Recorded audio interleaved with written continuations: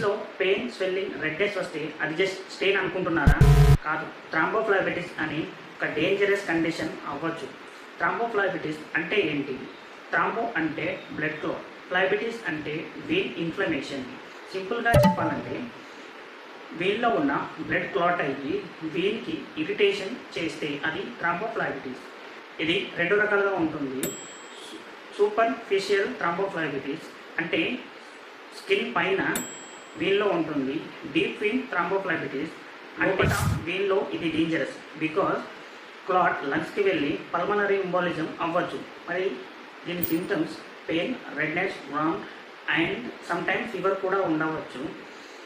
Treatment ఏంటంటే usually rest, compression, stocking and inflammatory tablet ఇస్తారు. కానీ డీప్ వెయిన్లో ఉంటే blood thinner, anticoagulation compulsory. So లెగ్స్లో పెయిన్, స్వెల్లింగ్ వస్తే ఇగ్నోర్ చేయకండి. ఇమీడియట్గా డాక్టర్ని వెళ్ళి కన్సల్ట్ అవ్వండి. క్లాట్ స్మాల్ కావచ్చు కానీ ప్రాబ్లం మాత్రం బిగ్ అవ్వచ్చు.